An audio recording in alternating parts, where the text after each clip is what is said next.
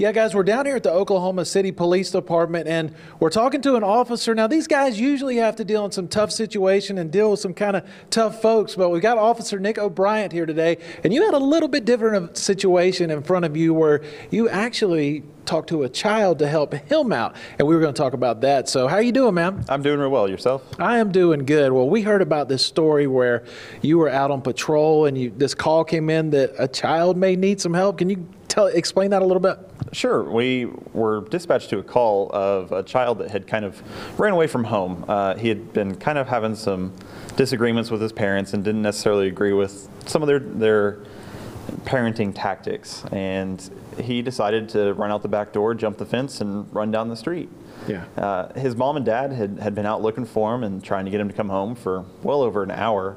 And I guess one of the neighbors ended up catching up to him and finding him, and ended up calling the police on him and trying to get a little help for him. Now let me ask you real quick, do y'all deal with these type of situations a lot? Is this something you're used to doing? I wouldn't say a whole lot. Okay. I usually work the night shift, and so I don't see a whole lot of kids out and about, but Yeah, I was working the evening shift, so Right, yeah. that time I got to see a few more. Yeah, and when you encountered the child, you had a conversation with him, try to coach him back to going home. Can you talk about that? Sure. His parents told me when I first talked to him that he had a few behavioral disorders, and he had oppositional defiance disorder, so he didn't exactly want to do what his parents said all the time. And so from talking to him, I just kind of pulled him aside and got down on his level. Imagine that a child doesn't want to do what their parents say. That sounds like me when I was a little kid. Right? I mean, Yeah. it's pretty common, I guess. Right, yeah. But we just kind of got down on a knee, got down on his level, and listened to him and talked to him for a little bit, and found out that his problems seemed to be pretty common. He just didn't understand some of the difference between his age and his brother's age, and that he's got to be given a little bit more responsibility because of his age. So he ran away because he didn't want to do all of his chores, and Right. he kind of wanted a little bit of candy and kind of wanted to take it without asking mom and dad for it, and didn't understand that he may need to earn that. So from talking to him, it sounds like he's an excellent child most of the time, Yeah. and that he's an excellent sportsman, and that he's on a very restricted diet because of his sports background.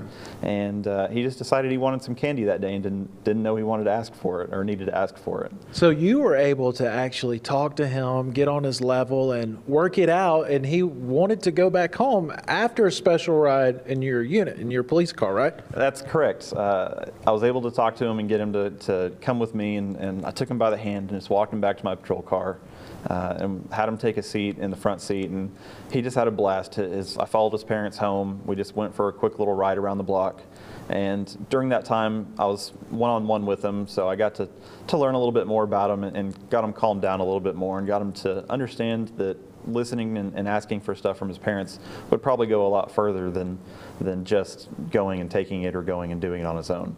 Now, were you able to talk to the parents later? Were they appreciative of you helping out like that? They were very appreciative.